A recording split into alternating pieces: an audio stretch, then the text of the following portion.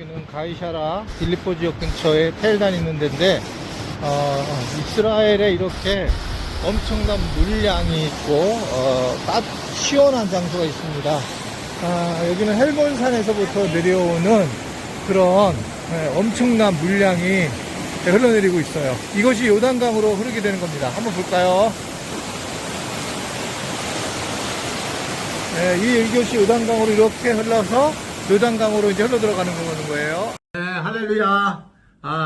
6월 9일 짱목과 말씀 수다의 시간입니다. 사실 제가 이걸 찍는 시기에 저희 아내는 부청에다가 이걸 이렇게 이 짱목과 말씀 수다의 글들을 조금 이렇게 정리해서 늘 올려요. 여기서 와서까지도 올려요. 그래서 아마 부청들이 이제 이 영상을 못 보는 경우에 도움을 계속 한국에서도 그랬고 여기서도 하고 있고 지금 바로 사실 옆에 있어요. 옆에 있습니다. 다음에 좀 좋은 데서 아내하고 같이 인사를 다시 드릴게요. 자, 6월 9일 목요일 출애굽기 9장 1절부터 12절의 말씀입니다. 하나님 말씀을 보시겠습니다. 여호와께서 모세에게 이르시되 바로에게 들어가서 그에게 이르라. 히브리 사람이 하나님 여호와께서 말씀하시기를 내 백성을 보내라. 그들이 나를 섬길 것이니라.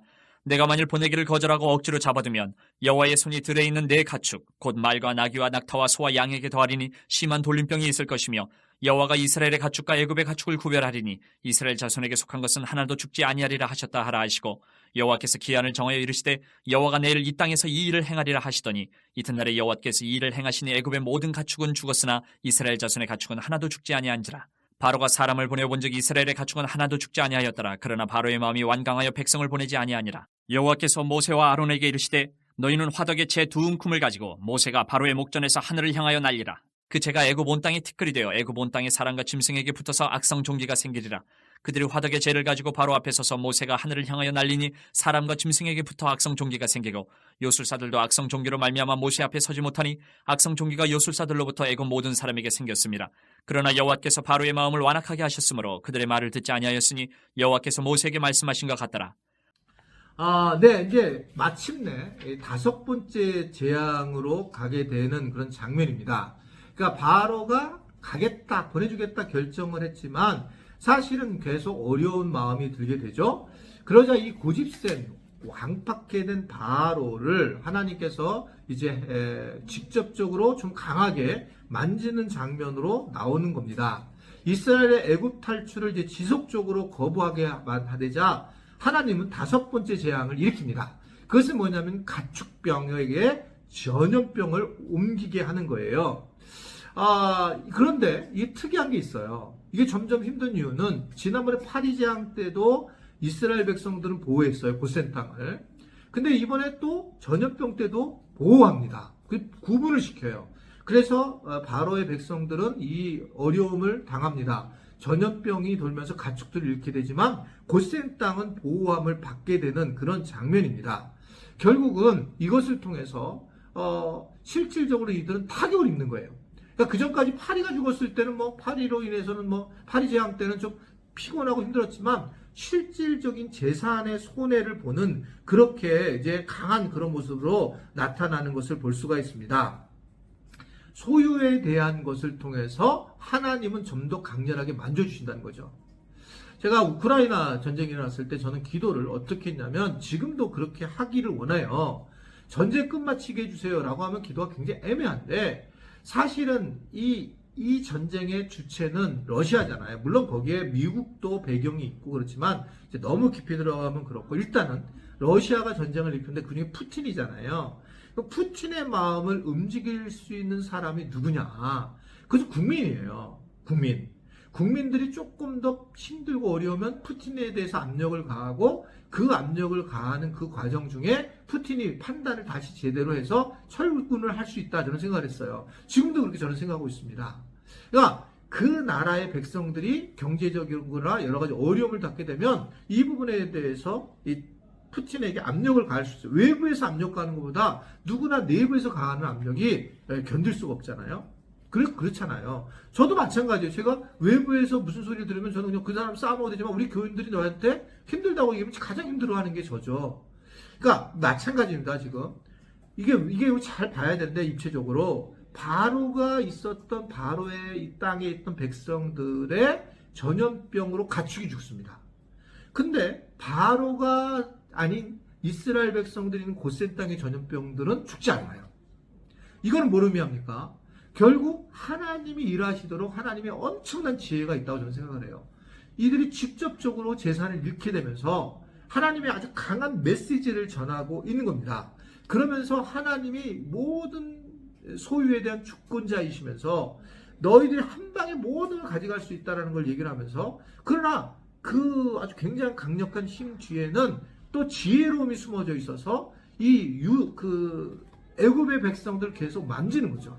애굽의 백성들에게 대해서 결국은 압력을 가할 수 있도록 하나님께서 그 일을 행하셨다고 저는 보여집니다. 물론 성경에는 그 말은 없어요. 저는 그런 말씀으로 되어 있다라고 해서 하나님의 주권 아래 있다라고 하는 것을 분명하게 보여주는 그런 말씀을 보게 됩니다. 사람의 위협까지 가게 되는, 그래서 나중에 우리가 알다시피 장자의 죽음까지 가게 되는 그런 과정을 이제 드러나게 되죠.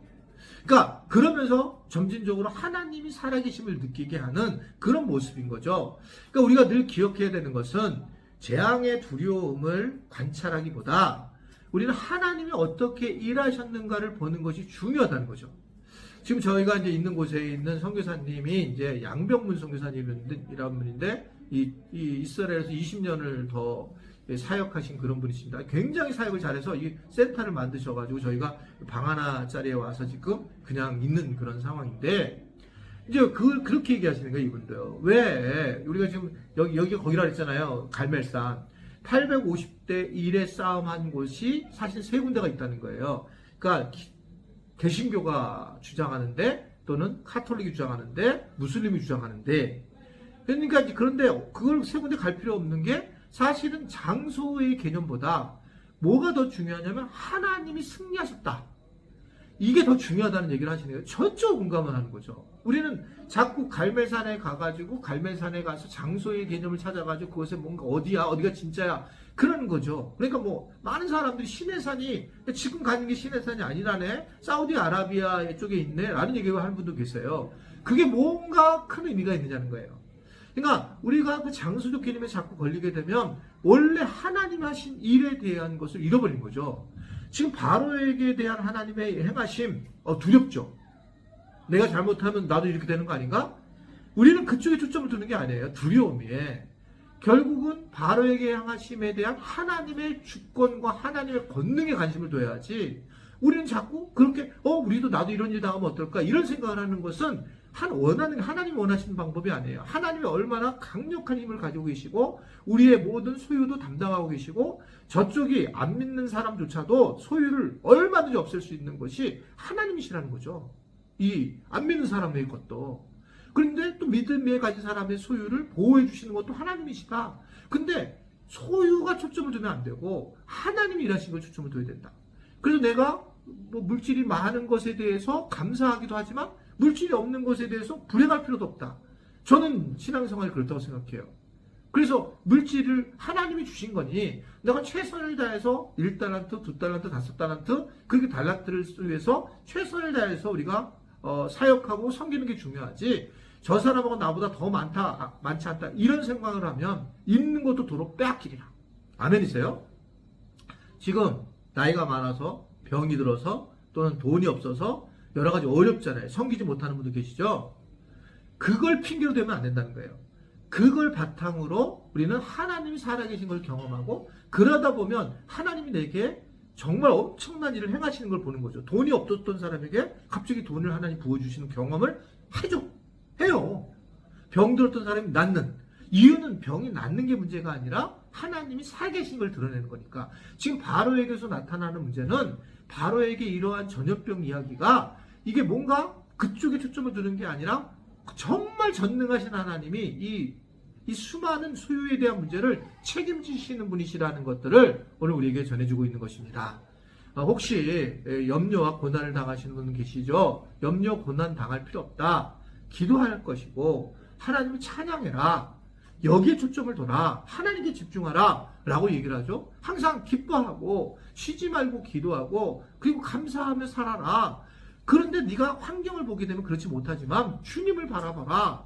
이게 성경의 내용의 말씀이에요. 아멘이세요? 힘내세요. 비록 부족하지만 하나님 믿는 사람들은 그래서 어떠한 환경이라도 해피한 거다. 이런 걸 아시고 우리 교인들은 조금 더 깊은 믿음의 삶을 사시기를 주님의 이름으로 부탁을 드려요. 기도하겠습니다.